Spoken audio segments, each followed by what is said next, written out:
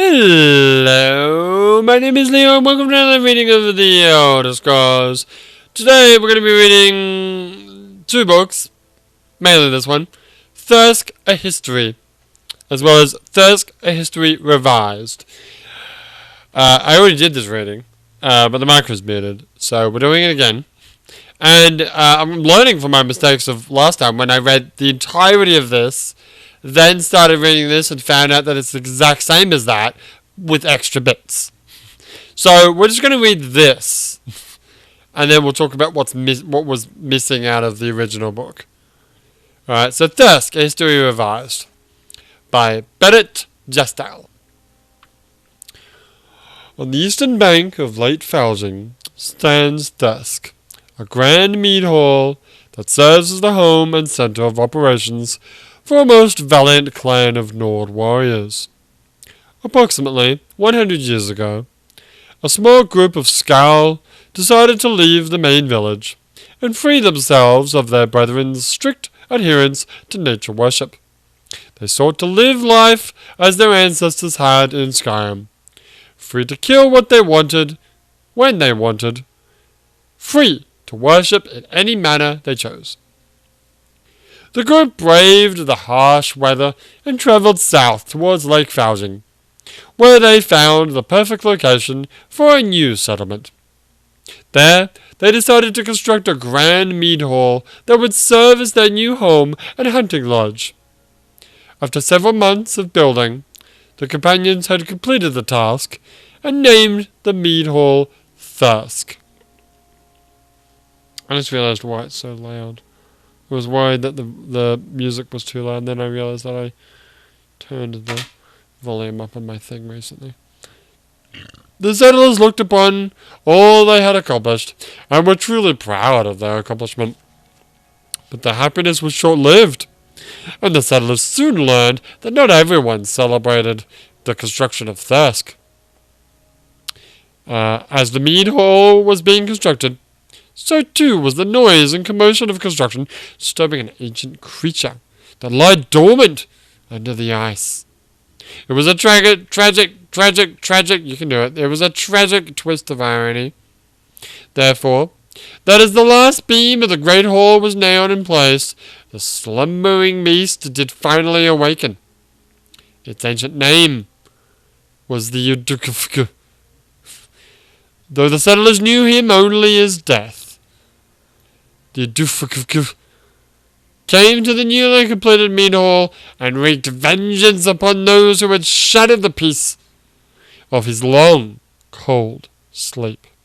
He killed without warning, without mercy, reducing the Thirsk Nords to half their number. It was the valiant sorcerer, Eldred Icelight, who finally drove the beast back to his lair beneath the frozen lake, and used his magic to seal the entrance with a great wall of ice.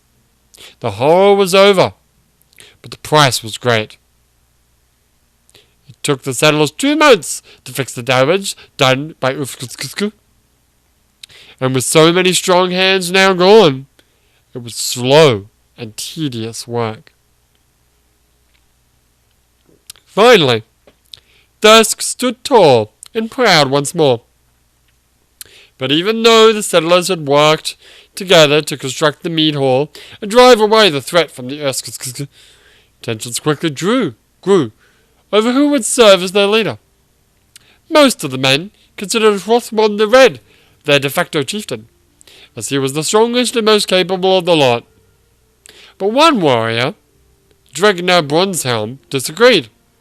He thought himself most capable to rule over Thirsk, and loudly voiced his opposition to Hrothmond, knowing that conflict and discord would only serve to destroy the new life they had worked so hard to create. Hrothmond the Red exercised his only true option.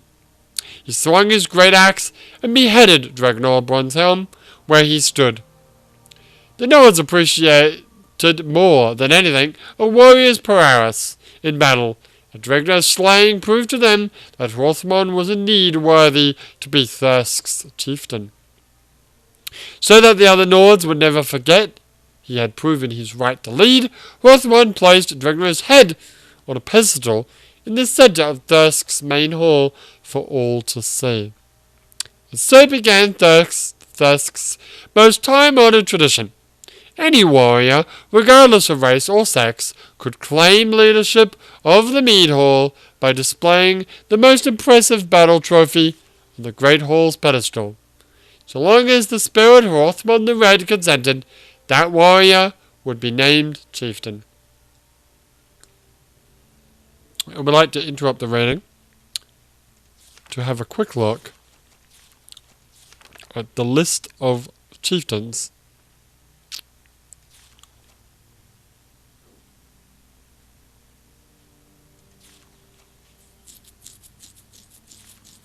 Okay, never mind. Carry on. Hrothmund's Bane. For 21 years, Hrothmund the Red ruled over Thirsk and his residence as chieftain.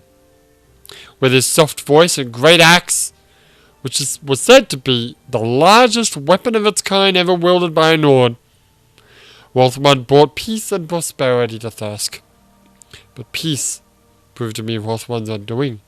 For the mighty Nord grew restless in the warmth and safety of the mead hall. He longed for battle and adventure, to feel the frost in his veins once more, and could ignore the call of valor no longer.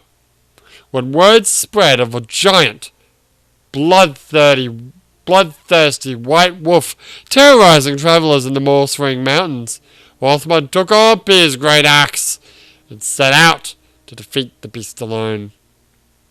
The men of the mountains named him the fell wolf.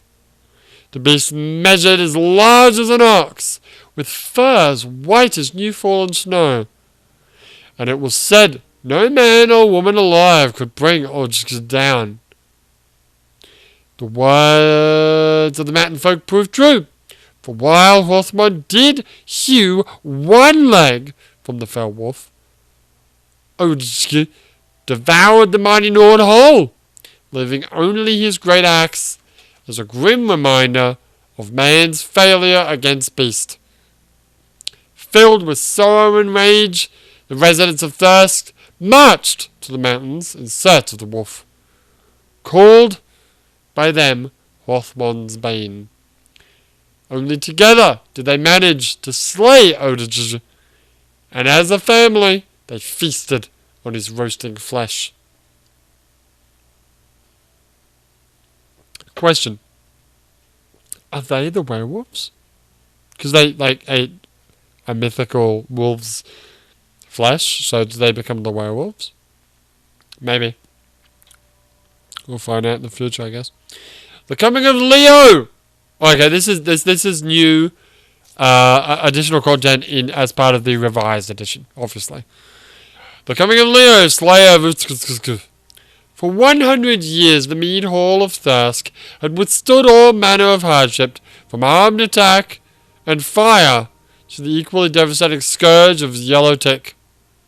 But nothing within that span of time could compare to the terror of that ancient beast who ravaged the great hall during the time of Hrothmund. The was driven away and sealed inside his lair for what all hoped was an eternity. In time, the beast himself did not forget.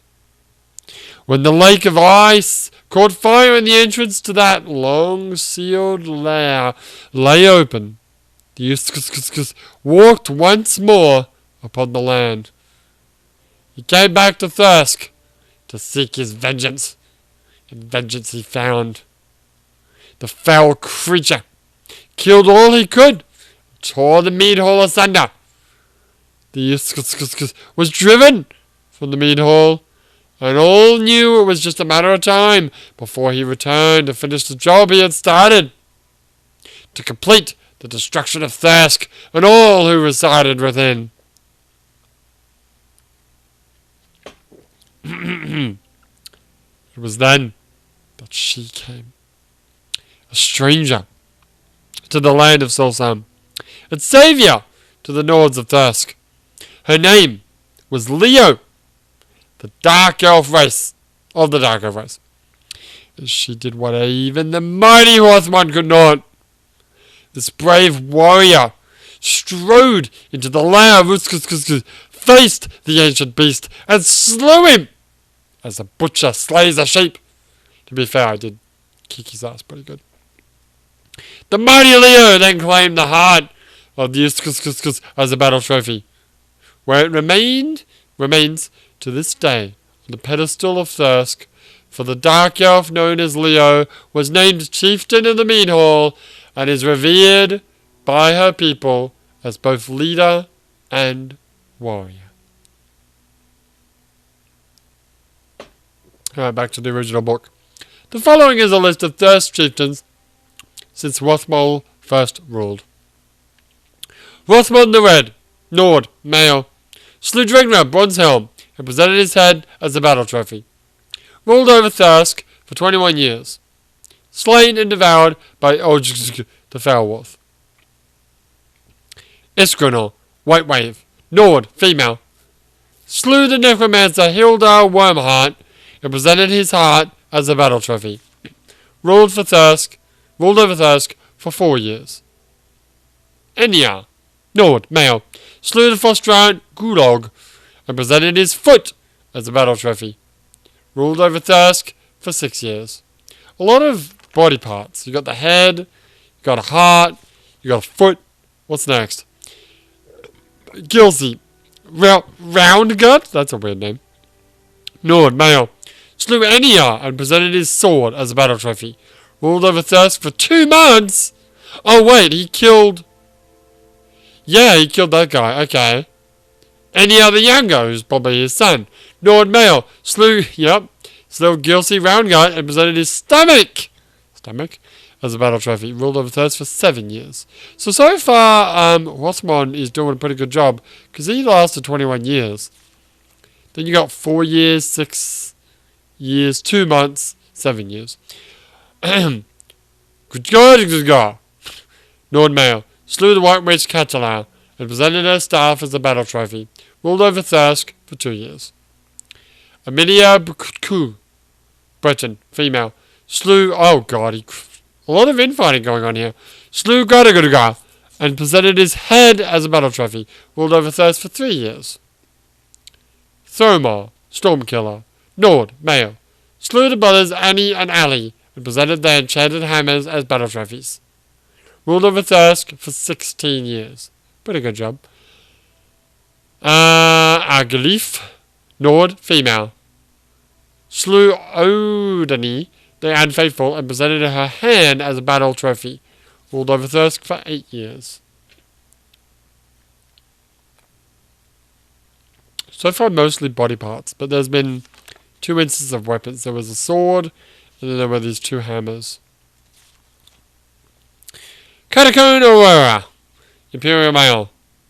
Oh, an Imperial. Slew the Imperial hero Claudius Anazzoni and presented his sword as a battle trophy. Ruled over Thirsk for 3 weeks. Fraud! Okay. Edgar Bearskin, a Nord male. Slew the Imperial fraud. Haha. Yeah, killed this guy. Kakako Aurora and presented his tongue as a battle trophy. Ruled over Thirsk for 5 years. Damn, man. A lot of infighting. Falky the Fat, Nord male. Slew a pack of 6 rabid wolves and presented their claws as battle trophies. Ruled over Thirsk for 3 months. Succumbed to madness and death as a result of rabies. It's unfortunate. I need some water. I've been drinking way too much rum doing all these book readings. I still have to read Sovngarde. Yeah, I do. You're right. Savannah. Savannah? Yeah. The Knife. Nord, female. Slew Greta Wolfchild and presented her sword as a battle trophy. Ruled over Thirsk for 4 years. Okay. Benya... Wait. No, it doesn't say who that is. Benya Whitebeard, Nord male. Slew 3 Orc Raiders. Presented their eyes as battle trophies. Ruled over Thirsk for 22 years. Wow. Is that... Did he beat... Yeah. Beat Rothmon by 1 year. So that's interesting. That orcs. I don't think I've ever actually seen an orc in Solstheim. That's me. Skoldar Wolfrun, a Nord male, slew the wizard Grist the Yellow and presented his head as a battle trophy. He presented, yeah, sorry, I just said that. Ruled over Thirsk for 3 years, slain in the mead hall. And then there's me. Okay, this is new to the revised version. Leo, dark elf, female, slew the Isk and presented his heart as a battle trophy. Still chieftain as of the writing of this work. I believe, just to be thorough, in the old version it says Skillful Runner, ruled over 3 years thus far, and still chieftain as writing and recording. Okay. Now, 2 things I want to look up. Right. Actually, there's just one. Nord.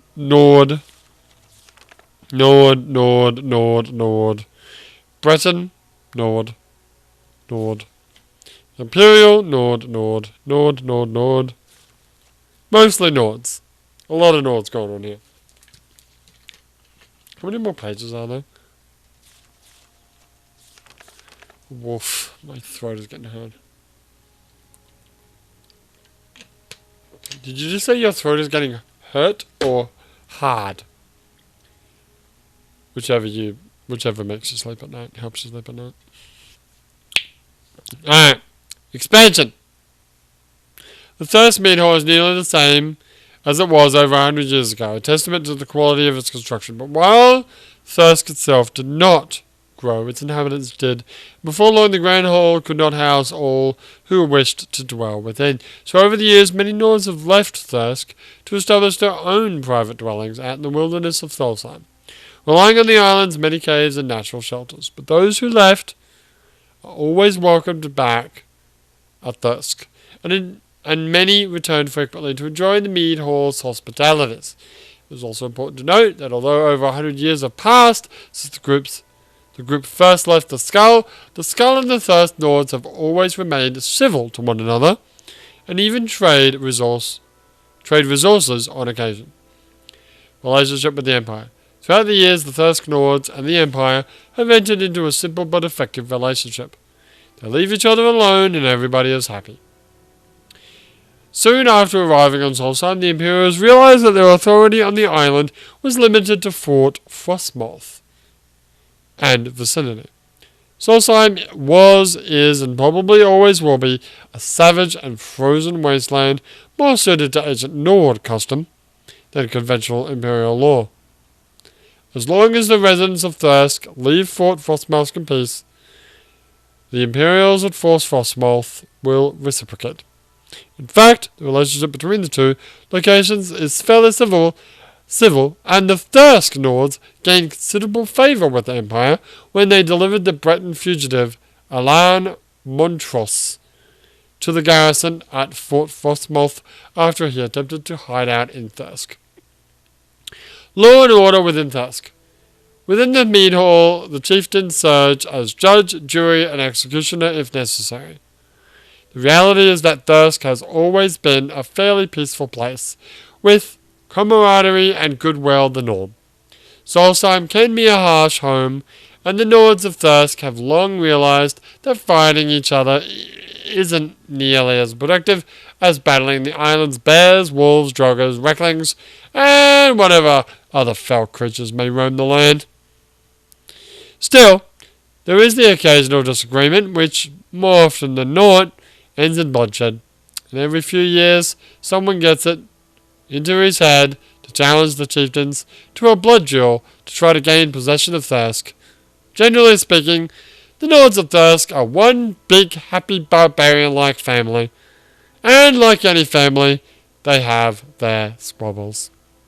So that was Thirsk, a history revised, and I also talked about the parts that were in the original that are slightly different, that being the fact that this says he's still the chieftain, even though he's not anymore because he's dead, and the whole part about me slaying the is not in here at all.